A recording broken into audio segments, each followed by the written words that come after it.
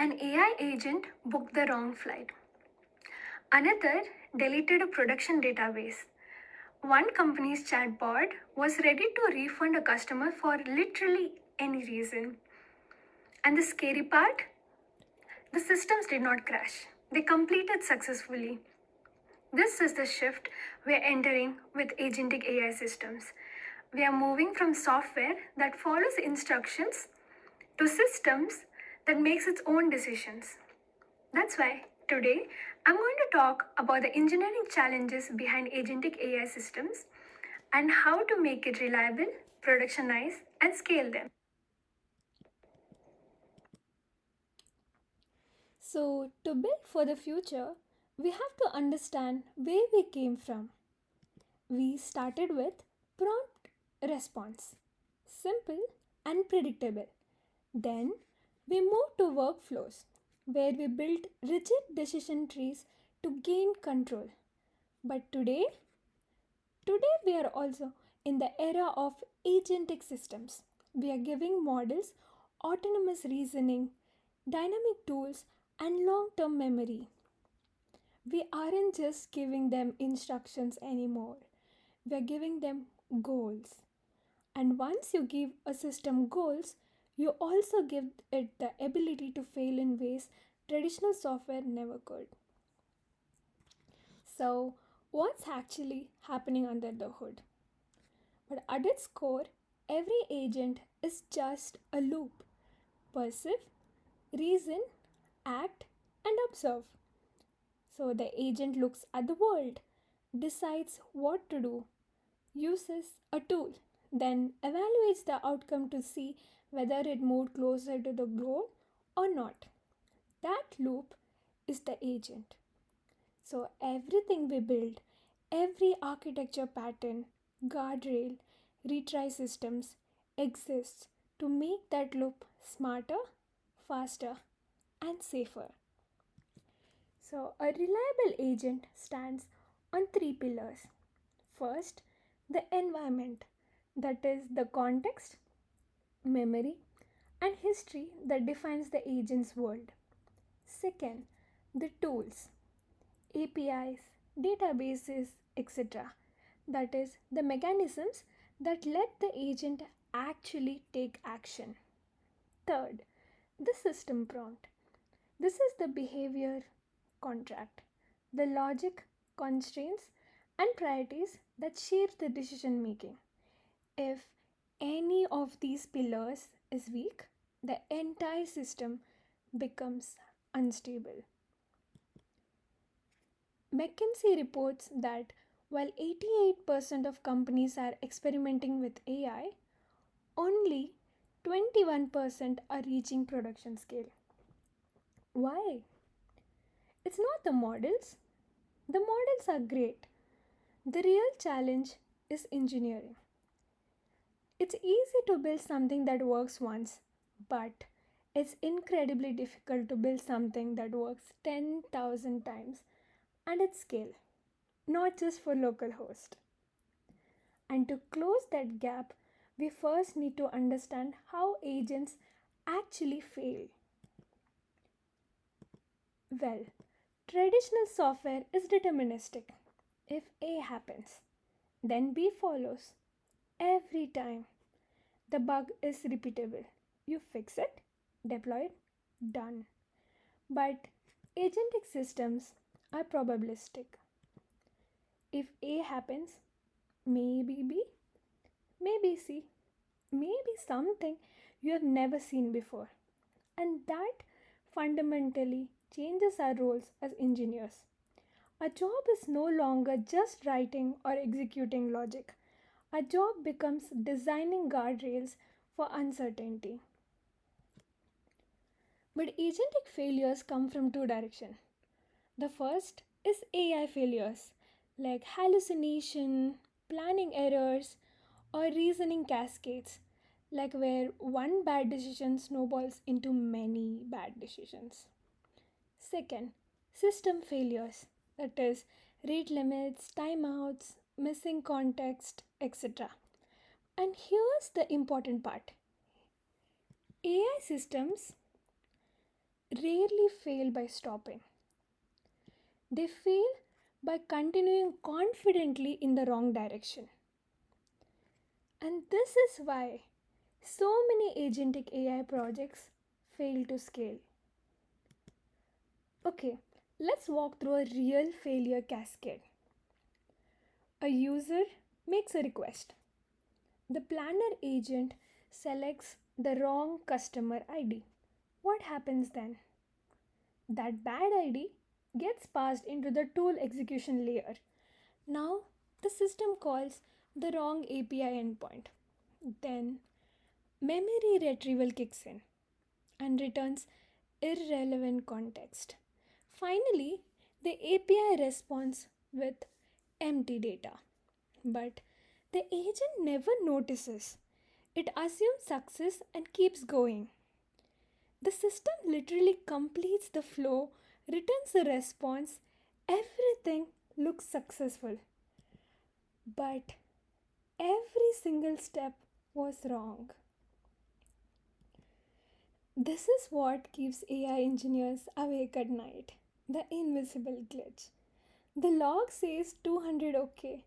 Monitoring looks healthy, no crashes, no alerts, and yet the entire reasoning chain is corrupted. These silent failures are the most dangerous failures in the agentic stack. So, how do we fight back? 1. Keep deterministic logic in code. Routing, validation, business rules, all of it. Don't outsource certainty to probability. 2. If you can draw it as a flowchart, please implement it as a flowchart. Agents are for ambiguity. 3. Validate intent, confidence, and outputs. Never trust raw model output blindly. 4. Context quality matters. Actually, a powerful model with bad context is still a bad agent. 5. Think like your agent.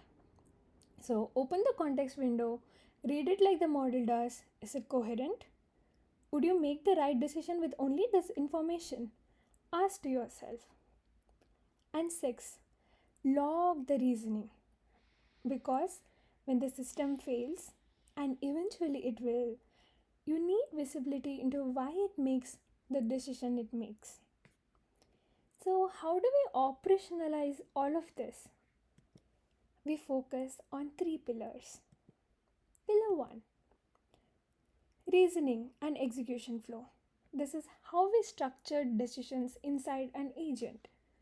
Pillar 2, system coordination. This is how multiple agents communicate and collaborate. Pillar 3, reliability and self improvement. So, how systems detect and recover from their own mistakes. 3 pillars.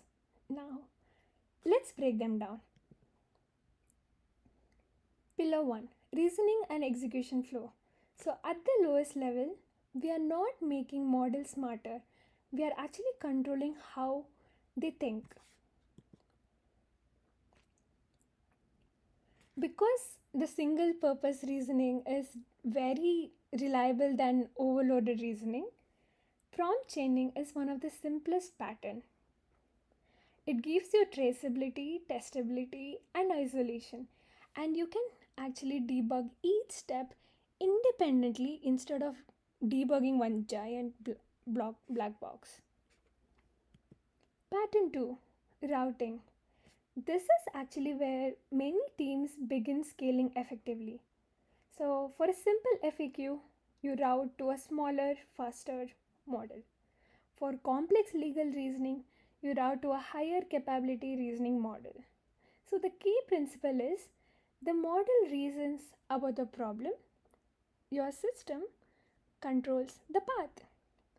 That separation gives you better compliance, better cost efficiency, and significantly better reliability. Pattern 3, parallelization.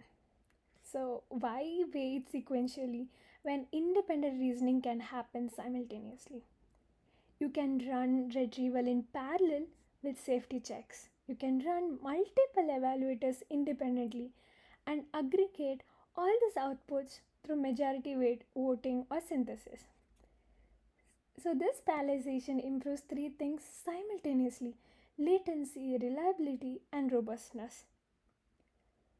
Because when all of these multiple independent signals agree, confidence definitely increases and noise cancels out, and systems definitely becomes more trustworthy. So now we move from single agent reasoning to multi-agent coordination. The orchestrator worker pattern is the foundation of serious multi-agent systems. So if you see at the top, there would be a planner agent. So its job is basically decomposition. If you take a messy high level goal, it breaks it into structured subtasks. So below it, there will be specialized worker agents, and each worker does one thing extremely well. And finally, an aggregator synthesizes all these outputs into a coherent final response.